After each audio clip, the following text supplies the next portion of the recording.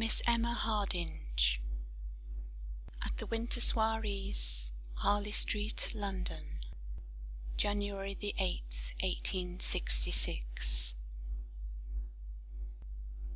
Can you explain to us the origin and purpose of pain? I will endeavour to answer your question by a simple figure. Take the structure on which pain is exercised. Consider it in its day of infancy, when it still moves and acts in childish ignorance of itself. The child, unconscious of its strength, would fain exercise this beyond the measure of its capability, when lo, the sentinel pain steps in and calls it back. The child is dazzled by the flame, delighted with the glittering fire, and would fain grasp it in its hand, in its unconsciousness of its nature. The same guardian angel pain withdraws that little hand, ere it has tampered too far with the destroying flame.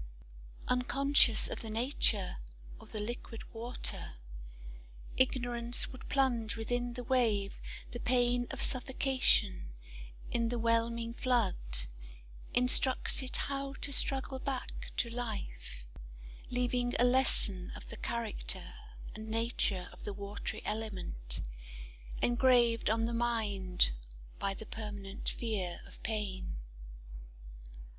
And so we might proceed through all the various departments of being, and everywhere we should find pain standing as a sentinel at the gates of life, preserving its integrity.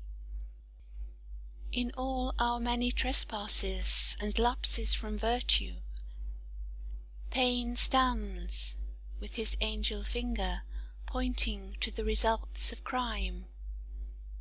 His warning knock is heard in the dangerous throbbings of an angry heart. He speaks in our fear of just retaliation from those we wrong or hate.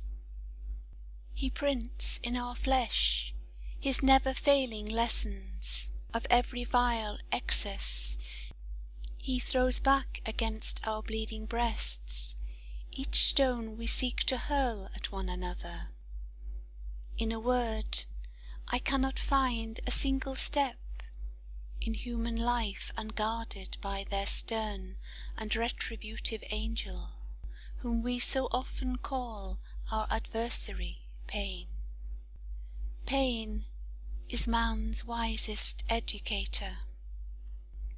We know not how much we learn outside of books, till we remember the effects of past life lessons on ourselves, when chief of all our teachers stands life's guardian, pain. As we launch forth upon the great ocean of life, hour by hour, we are warned and guaranteed from dangers by the pain ourselves have felt, and by the penalties which others have paid for us. We know but little of the depth and breadth of the riches of the infinite and of the glory of a better life, but we are only fit to ascend to these when we have been fully instructed in the rudimentary schools of earth through pain. Disease in various forms has made us acquainted with our wonderful structure, and by its exigencies alone have been founded the grand schools of knowledge and instruction, which have grown up into systems of anatomy and physiology. It has been beneath the keen stimulus of pain, adversity, and even of hunger's bitter pang, that many a noble artist, poet, and painter have gemmed the world with their labour's grandest efforts.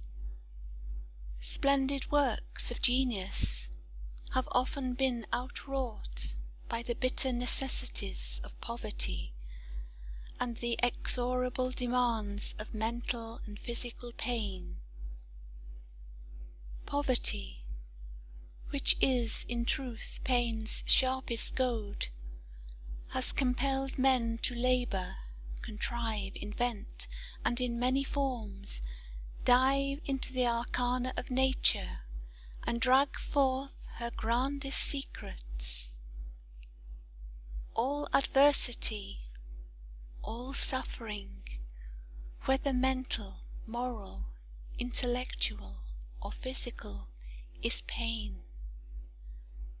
And in each department of life, I repeat, pain is an educator, and yields not up its care of mortal life till its work is fully done, and then it resigns its charge of the spirit it has leavened into wisdom to the hands of its sister angel Death, which like pain men blindly call their enemy, until in the day of spiritual revelation they discover that it is the beneficent Liberty Angel who opens the door for the soul to immortal life and freedom, when the teachings of earthly pain are for ever ended and their mission done.